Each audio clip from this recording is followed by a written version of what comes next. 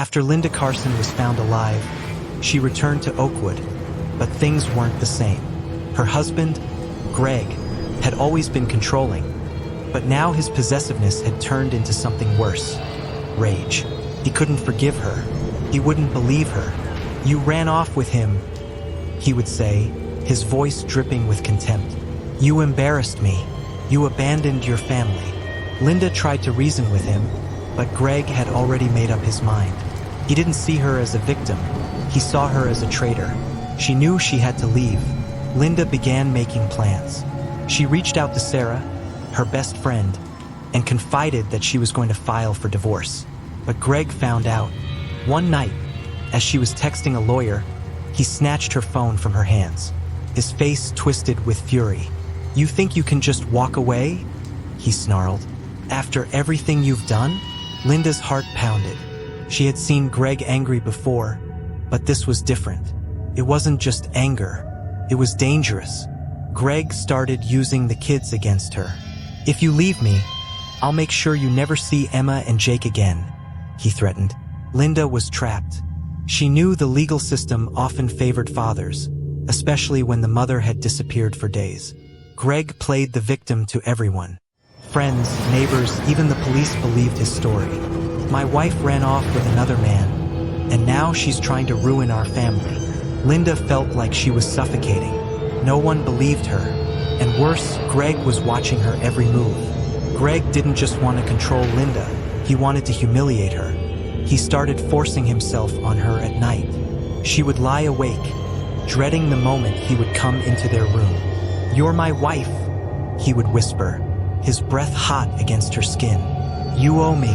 Linda felt violated in her own home, but if she resisted, he would punish her in other ways, keeping her away from the kids, taking her car keys, cutting off her access to money.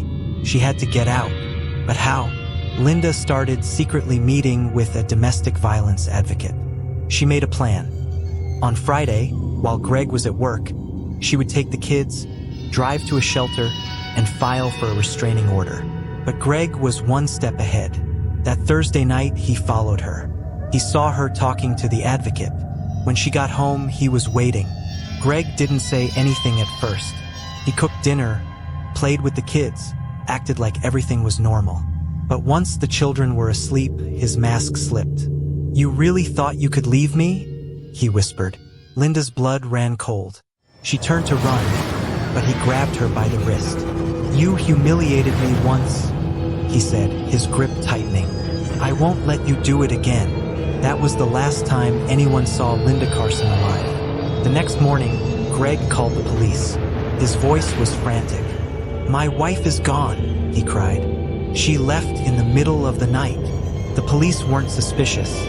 After all, Linda had run away before. They assumed she had finally left Greg for good. But Sarah wasn't convinced.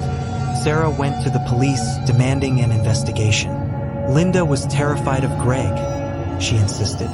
She wouldn't have left without her kids. Detectives started digging. This time, they weren't so quick to believe Greg's story.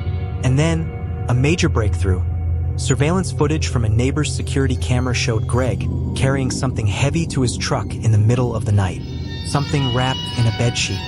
Investigators searched Greg's property. That's when they found her.